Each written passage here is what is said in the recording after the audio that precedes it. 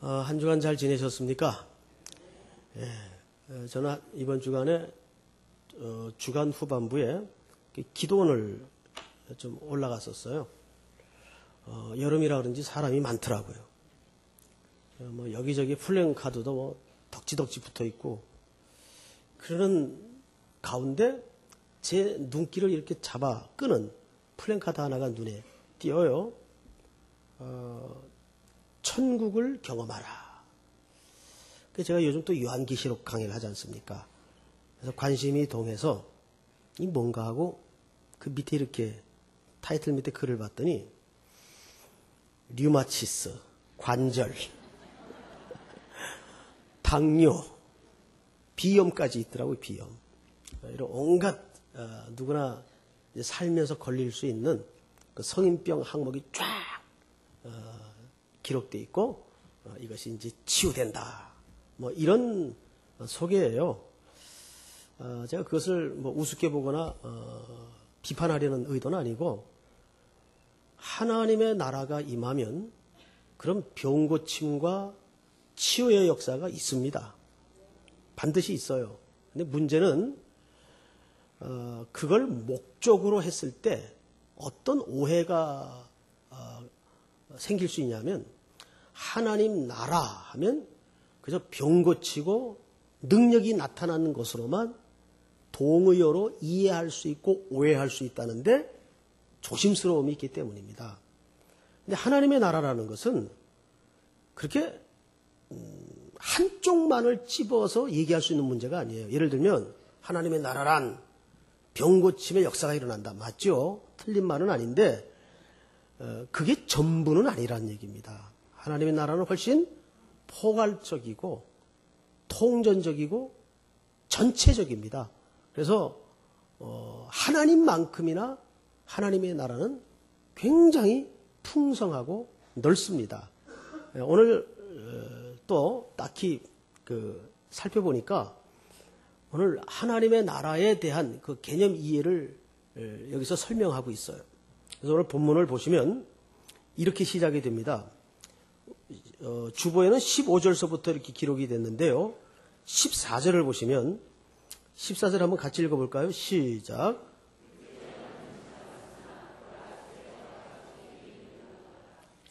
잘 이해가 안 되죠? 자, 앞을 잠깐만 좀 봐주세요. 왜 많이 그냥 막연히 강의를 듣고 지나가다 보면 이 전체 구조를 놓칠 때가 많아요. 그래서 가끔 흔들어 가지고 이렇게 점검을 해주고 확인을 해줄 필요가 있습니다. 우리가 지금 1장서부터 7교회에 대한 스토리를 마쳤습니다. 그리고 나서 이제 7 뭡니까? 인에 대한 설교를 끝냈어요. 그리고 지금 무슨 내용을 하고 있는가? 7 나팔에 관한 내용을 하고 있고, 이제 7 대접이 아직 남았어요. 아직도 한참 가야 돼요. 7 대접을 지금 하고 있는 중인데, 7 나팔을 하고 있는 중인데, 7 나팔에 관한 설명 중에 5째, 6째, 7째가 재앙과 화에 관한 내용입니다. 그 중에 첫 번째 화가 5번째 나팔이 됩니다. 그럼 자연적으로 두 번째 화는 몇 번째 나팔이 됩니까? 6번째 나팔이 되는 거예요. 그럼 순서상 3번째 화는 몇 번째 나팔이 됩니까? 7번째 나팔이 되는 겁니다. 그 얘기예요. 쉽죠? 쉽죠? 예. 워낙 설명을 잘하니까 다 이해를 하실 겁니다. 자, 이건 농담이고요. 자, 그래서 이제 우리가 14절을 다시 보세요. 둘째 화는 지나갔으나 보라, 셋째 화가 속히 이르는도다. 7째 천사가 나팔을 불매. 맞죠? 이 셋째 화는 몇 번째 나팔을 설명하고 싶은 거예요?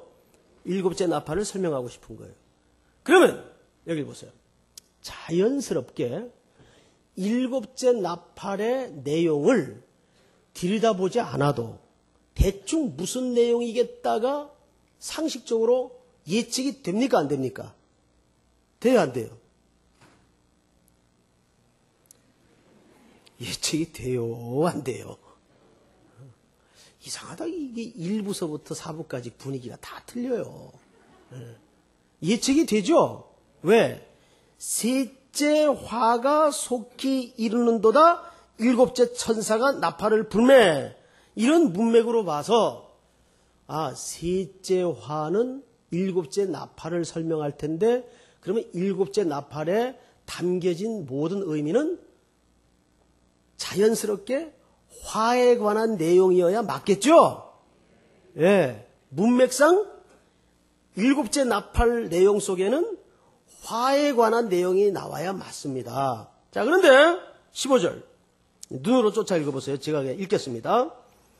일곱째 천사가 나팔을 불매 하늘에 큰 음성들이 나서 이르되 세상 나라가 우리 주와 그의 그리스도의 나라가 되어 그가 세세토록 왕노릇 하시리로다 하니 하나님 앞에서 자기 보좌에 앉아있던 24장로가 엎드려 얼굴을 땅에 대고 하나님께 경배하여 이르되 감사하옵나니 옛적에도 계셨고 지금도 계신 주 하나님 곧 전능하신 이여 친히 큰 권능을 잡으시고 왕노릇 하시도다. 앞을 보세요. 셋째 화가 일곱째 나팔이래요. 맞죠? 그러면 자연적으로 일곱째 나팔은 내용을 들여다보나 안 보나 뻔하게 화에 관한 내용이어야 문맥과 흐름상 맞을 텐데 지금 읽어본 바로는 거기에 심판이라든지 재앙이라든지 화에 관한 내용이 기록되어 있어요? 없어요? 없어요. 이게 뭘까요? 왜 문맥적으로는 셋째 화가 속히 이르는도다 일곱째 천사가 나팔을 불매 해놓고는 거기 이김이 나오고 왕노릇하는 게 나오고 경배가 나오고 감사가 나온단 말이에요. 이게 뭘까요? 예, 여기에는 이런 이유 때문입니다. 이 그림은 우리 성도들에게 최종적인 종말적 그림을 미리 보여주는 겁니다. 그러니까 우리 성도들이 미리 보는 종말적 그림에는 심판, 화, 재앙 이런 게 우리와 상관이 있는 겁니까? 없는 겁니까? 없는 거예요. 어린 양의 보배로운 피로 구속함을 입은 저나 여러분들은 이런 것과 일절 상관이 없고 이 화, 이 심판, 이 재앙은 전부 누구에게만 해당되는 영역입니까? 이방인들. 여기서 이방인이라는 것은 하나님을 대적하던 무리들. 그리스도 생명 밖에 있던 무리들에게 해당되는 내용이 화, 심판, 재앙이지. 이것은 그리스도와 왕노릇할 우리 성도들에게는 해당이 된다, 안 된다? 안 된다는 것을 이렇게 미리 종말적 그림으로 보여주는 겁니다. 그러니까 여러분 예수님도 가끔 가다가요 이 공생애를 진행하시다가 예수님이 그 복음 활동을 하셨던 삶의 현장은 얼마나 처절했어요. 로마 철권 정치 밑에서 항상 예수님이 머물고 함께했던 자리는 어떤 자리였습니까? 정말 찌들고 가난하고 억압당하고 병들고 이런 자리였어요. 거기 제자들과 같이 복음 사역을 했단 말이에요. 오늘 계시록에 나온 두 증인의 역할을 했어요. 근데 가끔 가다가 뭘 보여주냐면 가장 대표적인 사건이 변화산상에서 제자들을 데리고 올라가십니다. 거기에서 영광 중에 예수님의 모습이 변형되면서 누구를 보여주냐면 모세와 엘리야를 보여주세요. 이걸 제자들이 특별히 베드로가 경험하고는 얼마나 좋았던지 선생님 여기가 너무 좋사오니 여기다 초막셋을 짓고 삽시다. 얼마나 좋았으면 여러분들도 교회에 오면 집에 안 가고 싶잖아요. 아니 저는 정말 안 가고 싶어요 집에. 그렇다고 해서 저희 집에 문제가 있는 건 아니고 교회가 너무 좋아요. 안 가고 싶단 말이에요. 근데 여기에 비유가 되는 게 아니라 종말적 완성된 그림을 거기서 경험케 한 거예요. 보여주신 거예요. 얼마나 좋았으면 여기서 그만 삽시다. 근데 예수님은 산 아래 내려가셔야 됐어요. 그 밑에는 내려가면 또 여전히 무엇이 기다리고 있었습니까? 귀먹고 벙어리 된 귀신 들린 아이가 어릴 적부터 불에도 넘어지고 물에도 넘어지는 처절한 삶의 현장이 기다리고 있어요. 그런데 그것을 극복해내고 믿음으로 이겨내는 소망의 그림을 뚜문 보여주신단 말이에요. 오늘 이 그림도 종말을 살아가는 성도들에게 지칠 때, 힘겨울 때, 외롭고 처절하고 억울하고 한의 눈물을 쏟아내는 자리에서 항상 이걸 보란 말이에요. 이걸 붙들란 말이에요. 그 의미로서 이 그림을 보여주는 거예요. 근데 그 그림을 잘 보세요. 자, 15절 보세요. 일곱째 천사가 나팔을 불매 하늘에 큰 음성들이 나서 이르되, 무슨 나라가 나와요? 세상 나라가 우리 주와, 이건 하나님을 얘기해요. 그의 그리스도의 나라가 돼요. 이게 무슨 얘기예요? 결국에는 이 세상 나라가 누구의 나라가 된대요? 주의 나라가 되고 하나님의 나라가 된대요. 자, 이게 무슨 얘기입니까? 지금 이 본문에서는 큰 두 개의 나라를 소개하고 있어요. 한 나라는 어둠의 권세 잡은 자들이 주관하는 세상 나라를 소개하고 있어요. 자, 세상 나라는 뭡니까? 여러분, 세상 나라라는 것은 우리가 사는 이 세상을 말하는 게 아니에요. 세상 나라는 뭘 얘기하는 건지 압니까? 세상 나라는 어둠의 권세 잡은 자가 통치하는 삶의 영역을 세상 나라라고 합니다. 그래서 이 세상에 흘러가는 모든 이론과 논리와 가치를 한번 보세요. 제가 지난주에도 말씀을 드렸지만 역사는 불공평하다, 공평하다. 언제나 역사는 불공평해요. 그래서 계시록에 보면 제단 아래 아직도 기도 응답을 받지 못하고 아우성을 치는 한 맺힌 성도들의 기도가 있었어요, 없었어요? 있었단 말이에요. 제단 아래. 그게 이 세상이에요. 여기는 늘 불공평하고 늘 억울함이 있고 늘 눈물이 있고, 그래서 의 쪽에 서서, 여기 의라는 말은 뭐 옳게 살았다 그런 개념이 아니라 하나님의 말씀을 붙잡고 사는 성도들은 이 세상의 이치와 논리와 가치와 기준에 갖다 대면은 항상 손해보고 바보 취급당하고 불이익당하고 이렇게 산단 말이에요. 그때마다 우리가 혼란이 일고 답답함이 임하는 거예요. 하나님이 존재하시는 건가? 야, 우리가 맞는 건가? 이 근본적인 회의까지 들어와서 우리 삶을, 믿음을 송두리째 뒤흔들 때가 있단 말이에요. 그런데 오늘 이 그림은 뭘 보여줘요? 세상 나라가 우리 주와 그의 그리스도의 나라가 돼요. 그래서 제가 계시록 강의를 진행하는 가운데 여러분들에게 거의 매주 반복하는 주제가 하나 있습니다. 뭔지 혹시 아십니까? 거의 매주 반복하는 주제가 뭐냐면, 이 그리스도인들은, 이 세상에 두 발을 딛고 사는 이 땅의 그리스도인들은 이 세상에 표면적으로 보이는 것이 전부가 아니라는 인식을 갖고 사셔야 돼요. 그 이면에 권세 잡은 자의 대충돌이 있단 말이에요. 영적인 전선이 형성되고 있단 말이에요. 그러니까 이 세상의 어떤 현상, 어떤 혼란, 어떤 분열 이면에는 뭐가 있어요? 어둠을 주관하는 어둠의 권세 잡은 자들의 세력이 있다는 거예요. 이번에도 우리 청년들이 저 수동면에 수동기도원에 가서 한 650명 청년들이 집회를 하는데, 그런 일이 매년 있어 왔지만은 이 어둠의 권세 잡은 자들이 거기까지 쫓아간 거예요.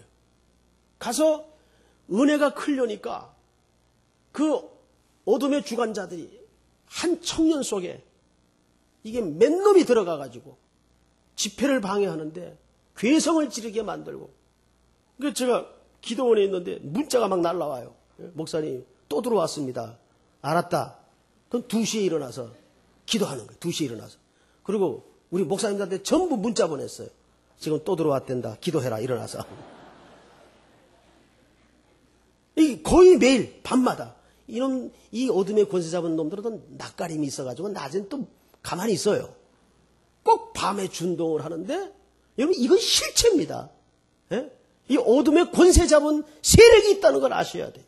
예수님이 대구원의 역사를 노정을 시작하실 때 제일 먼저 시비를 건, 딴지를 건 존재가 누굽니까?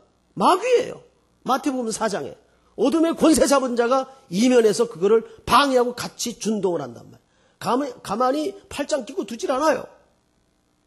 항상 우리가 보이는 세계가 전부가 아니라 그 이면에 영적인 전선이 형성되고 있다는 것을, 치열한 전쟁이 벌어지고 있다는 걸 여러분들이 봐야 된단 말이에요. 그거를 눈 떠서.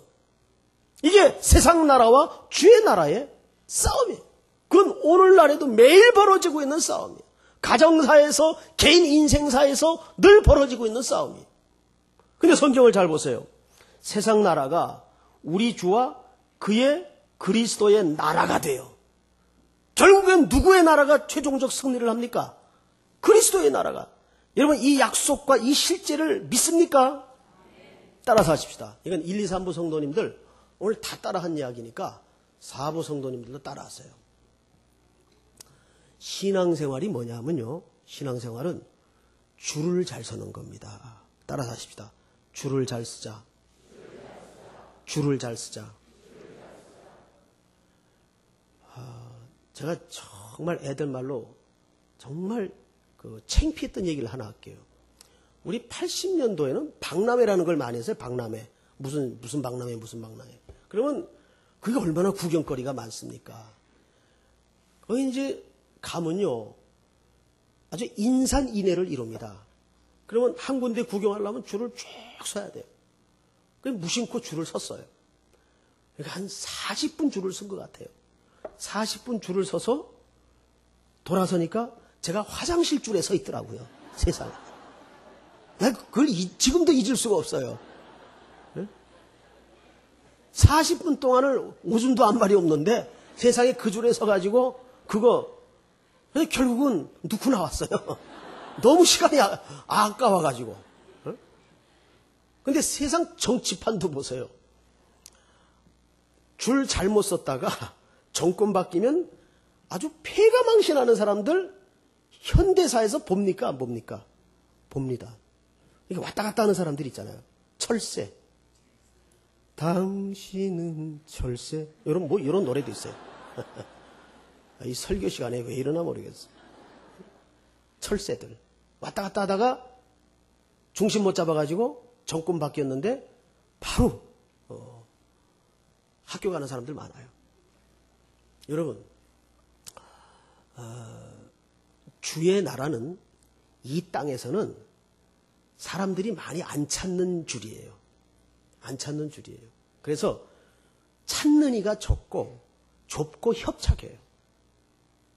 근데 세상 나라는 모든 게 그럴듯하고 모든 게 통계에 따르고 상식에 따르고 이론에 따르기 때문에 거기가 최종적 이길 것 같고 마지막 헤게모니를 잡을 수 있을 것 같아요.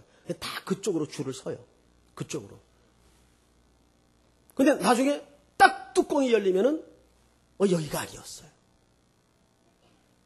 줄을 잘 서야 되는 겁니다.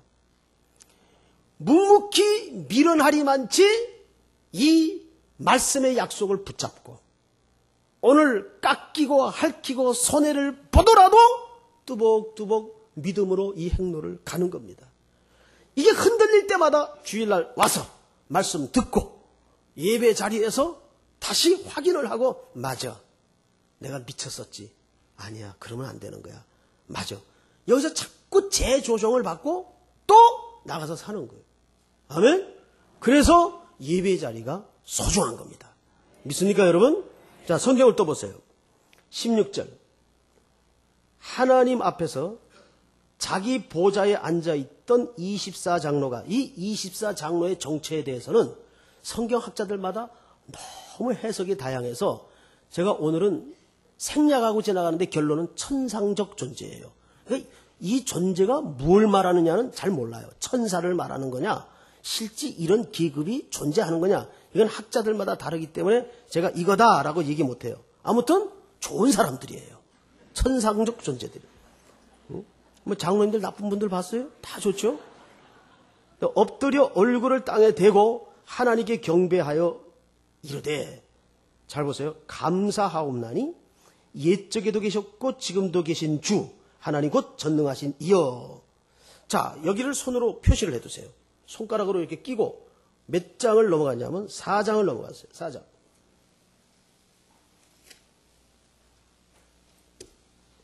4장을 우리 시온찬양대가 8절만 4부로 한번 읽어주시기 바랍니다. 자, 8절만 시작.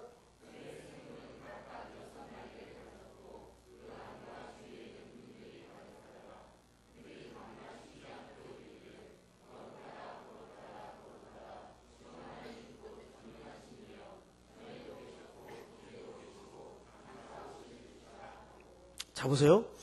거룩하다, 거룩하다, 거룩하다. 주 하나님 곧 전능하신 이여. 보세요.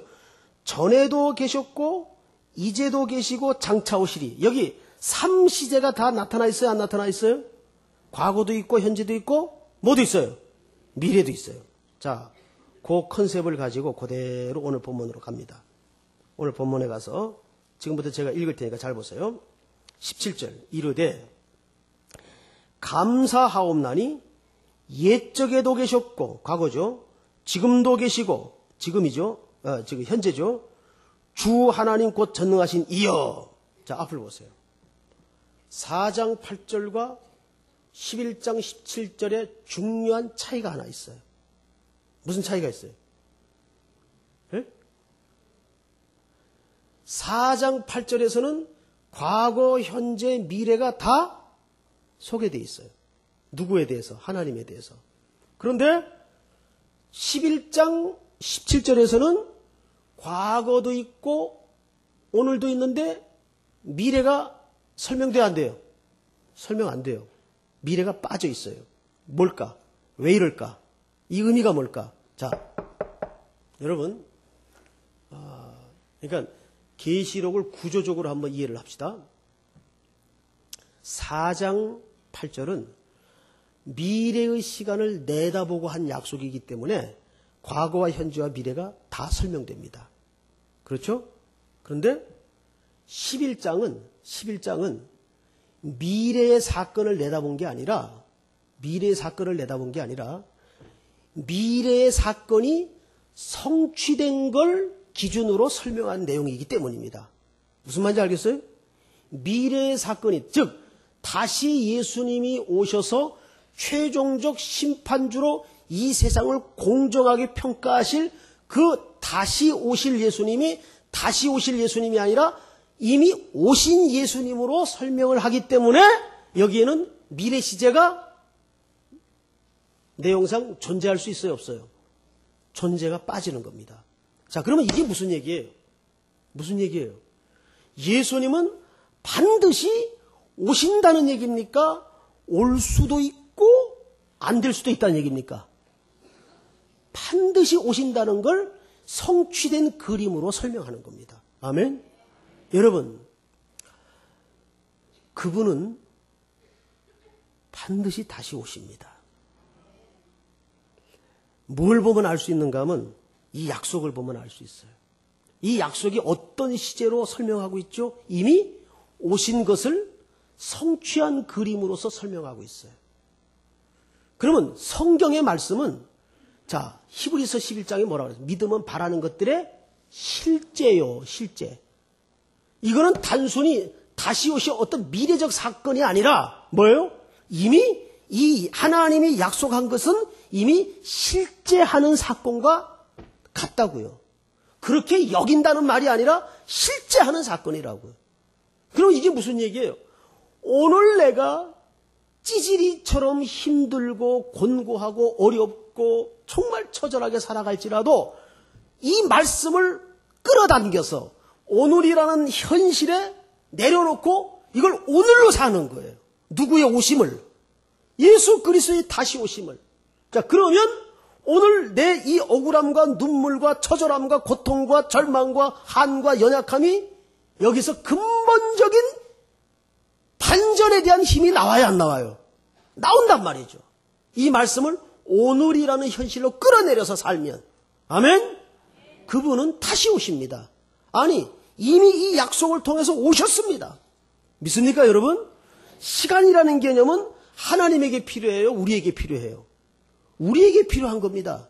하나님은 시간이라는 존재가 필요 없어요, 하나님은. 영원하신 그냥 분입니다. 여기서 영원하다는 말은 그저 이터널 라이프, 그래서 한도 끝도 없이 오래오래 사는 그런 개념의 영원이 아니에요. 여기서 영원이라는 것은 굉장히 어려운 개념이지만은 언제나 현재처럼 존재하시는 분, 전에도 오늘도 미래도, 이 개념은 누구에게 설명을 위해서 필요한 겁니까? 우리의 설명을 위해서 필요한 거예요. 아멘? 그러니까 이 약속은 이미 우리 삶 속에 오늘로 끌어당겨서 오늘 내가 곳곳에서 전쟁과 방불하게 부딪히는 현실과 씨름하면서 이겨내는 능력의 말씀이 되고 약속의 말씀이 되는 겁니다. 믿습니까, 여러분? 네? 자, 그 다음에 보세요. 그 다음에 19절을 보세요. 이에 하늘에 있는 하나님의 성전이 열리니 성전 안에 하나님의 언약궤가 보이며, 자, 하늘에 있는 하나님의 성전이 열리는 그림을 봤는데 성전 안에 뭐가 보여요? 언약궤는, 자, 여기 보세요. 성소가 있으면 언약궤는 어디에 있는 물건인가 하면 제일 깊숙한 지성소에 안치하는 물건이에요. 그러면 지금 하늘 성소에 어디를 봤다는 얘기예요? 최고의 깊은 곳을 봤다는 얘기입니다. 자, 여러분들이 하나님 앞에 예배에 와서 예배를 드릴 때 이 예배가 왜 어마어마하게 중요하냐 하면 창조주 살아계신 하나님께 여러분들이 영광을 돌리고 예배를 드린다는 것은 무슨 뜻이 되는가 하면 하늘 성소를 매일매일 내 전인격과 전 인생 속에 내려앉는 사건이에요. 그러니까 예배 드리며 사는 인생과 예배 없이 사는 인생은 이거는 비교할 가치가 안 되는 거예요.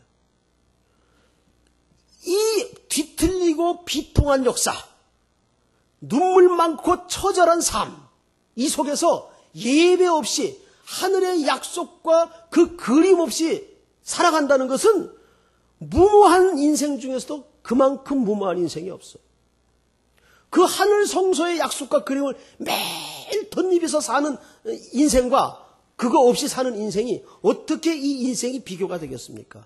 근데 여러분들은 예배 시간을 통해서 그걸 봐야 돼요. 날마다 하늘이 열리고 그 하늘의 지성소의 광경을 봐야 됩니다. 그게 뭘로 설명되고 있어요, 지금? 하나님의 말씀으로 설명되고 있단 말이에요.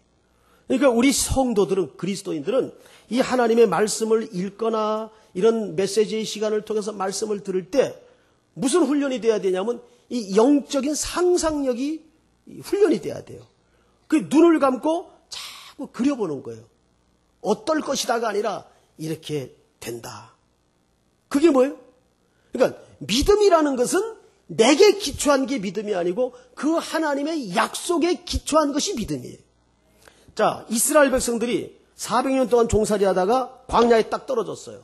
떨어지자마자 그들이 불평하고 불만했습니다. 왜 그랬어요? 왜 그랬어요? 가나안에 대한 그림이 구체적으로 없었기 때문입니다. 당장 무슨 얘기했습니까? 자기들의 경험의 범주와 경험의 세계인 애굽을 얘기합니다. 거기에는 고기도 많고 부추도 많고 우리 죽으면 누울 무덤도 있었는데 왜? 기껏해야 그들의 경험 세계는 애굽밖에 없는 거예요. 그러니까 오늘이라는 현실을 자꾸 거기다 대고 비교해서 하나님을 원망했어요. 뭐에 대한 그림이 없기 때문에. 가나안, 약속에 대한 구체적인 그림이 없기 때문에. 아멘? 그러니까 우리가 비록 이 광야와 방불한 세상에 머물러 있지만은 매일매일 예배의 광경을 통해서 하늘의 성소를 바라보면서 뭘 자꾸 상상해야 돼요? 하늘의 약속을 자꾸 붙잡아야 된단 말이죠. 그것이 이 말씀을 통해서 예배를 통해서 여러분의 그 처절한 삶 가운데 매일 주의 성소가 임하는 거란 말입니다. 믿습니까, 여러분? 자, 그런데 거기서 본 게 뭐예요? 언약궤, 언약궤. 이 언약궤가 뭐예요? 자, 여쭤볼게요. 언약궤 안에는 무엇이 세 가지 물건이 들었어요. 뭡니까? 아론의 쌍난 지팡이, 만나, 세 번째 십계명이라 그러면 틀려요. 두 번째 돌판입니다. 첫 번째 십계명이 아니죠. 두 번째 돌판인데 이 세 가지는 우리 성도들이 어떤 공통적으로 이해를 갖고 있는가 하면 하나님의 권능 또는 기적으로 이해를 갖고 있어요. 정말 그럴까요?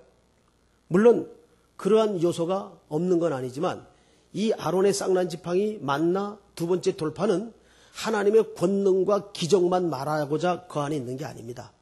이것은 잘 들으셔야 돼요. 인간이 누구냐를 고발하는 그림입니다. 자, 첫째, 아론의 쌍난 지팡이는 어떤 사건과 연관되어 있습니까? 고라 자손의 반역 사건과 연결되어 있습니다. 그래서 광야에서 수천 명이 죽어요. 모세의 지도력에 거역해서 고라 자손이 하나님을 향하여 반기를 들죠. 하나님이 이걸 간과하지 않았습니다. 이 하나님에 대한 도전을 처단하느라고 많은 고라 자손이 죽습니다. 그리고 그 상징으로서 죽은 나무인 지팡이에 싹이 나게 합니다. 그거를 상징하는 그림이에요. 고라 자손의 반역. 그 다음에 두 번째는 만나 사건이에요. 만나는 왜 내려오게 됐습니까? 홍해를 건넜더니 광야예요. 가나안이 아니고. 바로 불만이 터졌습니다. 떡을 내라, 물을 내라, 옷을 내라, 먹을 걸 내라. 우리가 광야에는 매장지가 없어 여기서 죽느냐? 왜 우리를 이곳에 끌고 나왔느냐? 그래서 후렴처럼 하는 말이 뭐였어요? 우리가 떡만 있으면, 먹을 물만 있으면, 입을 옷만 있으면, 의식주만 해결되면 우리가 하나님을 잘 섬길 수 있을 텐데 이걸 하나님이 들었어요. 그래서 하나님이 어떤 반응을 했는가 하면 그래. 그리고 감동을 하신 게 아니라 뉘앙스가 똑같은 말인 것 같은데 그래? 이렇게 말씀하셨어요. 성경에는 없지만 무슨 얘기일까요? 그래? 너희가 떡과 의식주만 해결되면 나를 잘 섬길 수 있다고 몇 점짜리인지 내가 확인시켜 줄게. 그리고 만나를 주셨어요. 몇 년을 주세요? 40년을. 40년 동안 상상도 할 수 없는 기적을 그들이 경험해요. 만나 사건이 대표적인 사건이에요. 한 번도 하나님을 옳게 섬겼나요? 40년 동안? 그 결론이 뭐예요? 신명기 8장이에요. 그래서 사람이 떡으로만 사는 것이 아니요 여호와의 입에서 나오는 말씀으로 사는 것이니라. 그래서 그 얘기가 나온 겁니다. 그러니까 만나 사건은 야 봐라 하나님이 이 정도 권능과 기적을 역사하시는 분이다. 이런 차원에서 주신 게 아니라 인생이 얼마나 영적으로 하나님을 섬기기엔 불능한 존재인가를 대표적으로 설명한 게 만나 사건이에요. 아멘? 그래서 만나를 주신 거예요. 그래서 신명기서가 쓰여진 겁니다. 사람이 떡으로만 사는 것이 아니에요. 자, 마지막 물건이 뭐예요? 두 번째 돌판. 첫 번째 돌판은 어디 갔나요? 황금 송아지 만들어 놓고 이것이 애굽에서 우리를 인도하여 낸 여호와로라. 춤추고 우상숭배 노름에 빠졌죠. 분노하여 모세가 그것을 깨뜨려 가루로 만들어 부수어서 물에 타 백성들로 하여금 마시게 했습니다. 많은 인명이 죽었습니다. 우상숭배 노름하다가. 자, 그래서 두 번째 돌판을 써주셨어요. 다시. 그럼 뭘까? 이 두 번째 돌판을 생각할 때마다 뭘 연상해요?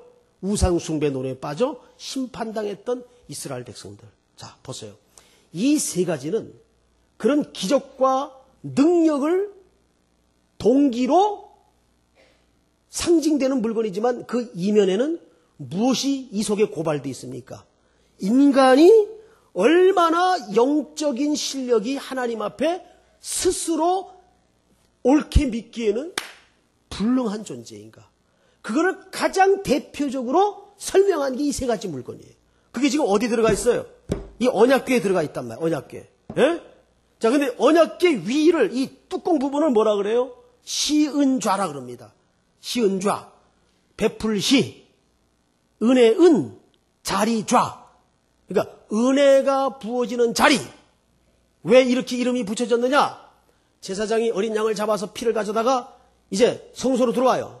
그래서 지성소로 들어오면 대제사장이 그 어린 양의 피를 이 시은좌, 은혜가 베풀어지는 자리에 붓습니다. 에? 왜 여기다 부어요? 이 안에 간직된 세 가지 물건이 전부 무엇을 고발하는 물건이기 때문에 우리 인간의 죄, 우리 인간의 실력이 어느 정도냐? 이건 뭘 얘기합니까? 늘 우리는 넘어질 수 있고 실패할 수 있고 연약함에 빠질 수 있고 거짓부렁이를 할 수가 있어요. 그럼에도 불구하고 우리에게 한번 시작된 하나님의 구원의 계획은 실패할 수 있다 없다? 없다 그 말이에요. 누가 하신다? 어린 양의 피로. 아멘? 자, 이건 뭘 얘기해요? 이 나그네 노정에 이 완성된 모델의 그림에 이르를 때까지 우리는 오늘도 눈물 짓고 처절하고 찌질이고 실패하고 연약하고 또 자빠지지만 하나님은 여실히 미쁘시사 성실하시고 신실하셔서 그분이 우리를 향하신 사랑의 계획은 어린 양 예수 그리스도를 통해서 시작하셨으니 그것으로 완성하시겠다는 하나님의 변개할 수 없는 확약을 이 말씀을 통해서 이렇게 하시는 겁니다. 이 고단한 시대와 눈물 짓는 인생을 살아가던 성도들에게 이 하늘 성소의 그림을 보여주시는 거예요. 아멘? 그러니까 이 말씀은 오늘 우리와 상관없는 말씀이 아니고 저 멀리 나중에나 장차 있어질 말씀이 아니라 오늘도 실패하고 또 드러누워서 발버둥 치다가 또 한숨을 토하다가 또 눈물을 짓다가 오늘 이 예배 처소에 왔습니다. 어떡하나 막연한 상태로 앉아 있습니다. 그럴 때 뭘 봐요? 하늘 성소를 보는 거예요. 아멘? 하나님께서 어린 양을 통해서 예수 그리스도의 보혈의 능력을 통해서 우리를 어떻게 궁극적으로 만들어 가시고 완성하실 것인가? 이 하늘 성소의 모델을 다시 한번 붙잡고 여러분들의 남은 노정과 나그네 길에 다시 한번 100배의 용기와 담대한 믿음이 소생하고 치유되는 은혜가 있기를 축복합니다.